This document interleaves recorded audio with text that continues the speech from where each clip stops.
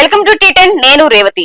రైతుల ఆధీనంలో ఉన్నన్ని రోజులు అవి అసైన్, భూదాన్, వక్ఫ్ బోర్డ్ భూములు రియల్ వ్యాపారుల చేతుల్లోకి వెళ్లగానే పట్టా భూములుగా మారుతున్నాయి. నిషేధిత జాబితా నుంచి తొలగిపోయి క్రయ విక్రయాలు జరుగుతున్నాయి. అసైన్డ్ భూములు పట్టాలుగా యథేచ్ఛగా మారుతున్నాయి. అధికారుల కనుసన్నలోనే క్రయ విక్రయాలు జరుగుతుండడం గమనార్హం. మీ దగ్గర ఉంటే ఎన్నాళ్ళైనా అసైన్డ్ గానే ఉంటుంది, అమ్ముకోవడానికి రాదు. మేము ఎక్కువగా డబ్బులు ఇస్తాం అంటూ రైతులకు నయానో భయానో డబ్బులు ముట్టజెప్పి వ్యాపారులు అగ్రిమెంట్లు చేసుకుంటున్నారు. ఆ తర్వాత వారి పేర్లపై పట్టా భూములుగా మార్చుకుంటున్నారు. రంగారెడ్డి జిల్లాలో భూభాగోతలకు కొదవలేదు. రియల్ వ్యాపారుల వెనక ఎవరున్నారు, అధికారులు ఎందుకు మౌనం పాటిస్తున్నారో అంతు చిక్కని ప్రశ్న. వందల కోట్లు విలువ చేసే భూములను కొల్లగొడుతున్న ఉన్నతాధికారులు పట్టించుకోకపోవడంపై అనేక అనుమానాలు వ్యక్తమవుతున్నాయి. రాష్ట్రంలో 4th సిటీగా మహేశ్వరం నియోజకవర్గాన్ని తీర్చిదిద్దుతామని స్వయంగా సీఎం రేవంత్ రెడ్డి ప్రకటించారు. ఈ ప్రాంతంలో భూములకు ఇప్పటికే భారీగా ధరలు ఉండగా సీఎం ప్రకటనతో మరింత డిమాండ్ పెరిగింది.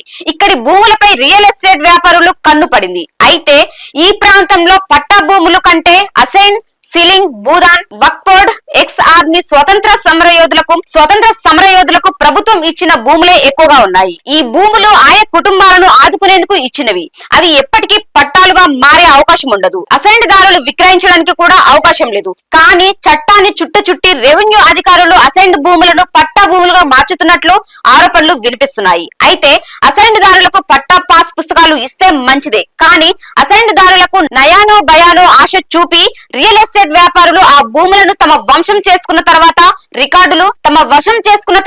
రికార్డులు మారుతున్నాయి. ఇందుకు నిదర్శనం ఇటీవల శంషాబాద్ మండల పరిధిలో జరిగిన ఘటనే. శంకరాపురం రెవెన్యూ పరిధిలో సర్వే నెంబర్ 24లో సుమారు 50 ఎకరాల ప్రభుత్వ భూమిని గతంలో ప్రభుత్వం పేదలకు అసైన్డ్ చేసింది.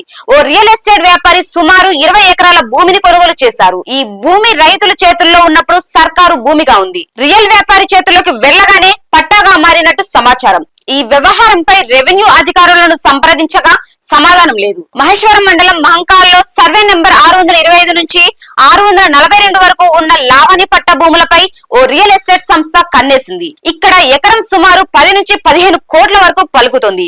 ఈ భూములు మీకు ఎప్పటికీ దక్కవు. ఇక్కడికి పెద్ద పెద్ద కంపెనీలు వస్తున్నాయి. ఈ భూములను ప్రభుత్వం లాక్కుంటుంది అని నమ్మబలికి రైతుల నుంచి అసైన్డ్ భూములను ఎకరం 20 నుంచి 40 లక్షల వరకు ఆ రియల్ ఎస్టేట్ సంస్థ అగ్రిమెంట్లు చేసుకున్న పరిస్థితి.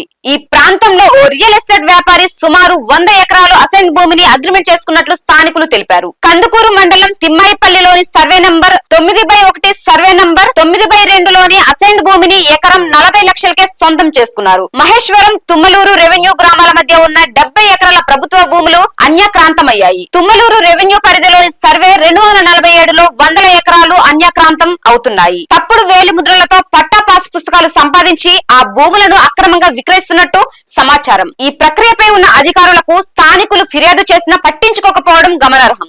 దీనిని బట్టి చూస్తే రియల్ వ్యాపారులకు రెవెన్యూ అధికారులు ఏ విధంగా కొమ్ము కాస్తున్నారో అర్థం చేసుకోవచ్చన్న విమర్శలు వస్తున్నాయి. జిల్లాలో జరుగుతున్న భూ అక్రమాలపై ఉన్నతాధికారులను సంప్రదించే ప్రయత్నం చేసినా సమాధానం ఇవ్వకుండా దాటవేస్తున్నారు. ప్రభుత్వం భూములను కాపాడాల్సిన అధికారులే భూ వ్యాపారులతో కొమ్ము కాస్తే ఇక్కడ సర్కార్ భూములకు రక్షణ ఎక్కడుంటుందని ప్రజలు ఆందోళన చెందుతున్నారు. తక్షణమే ఉన్నతాధికారులు స్పందించి సర్కార్ భూముల క్రయ విక్రయాలను నిలిపివేయాలని ప్రజలు కోరుతున్నారు. ఇది ఇవాల్టి న్యూస్. చూస్తూనే ఉండండి టీ10.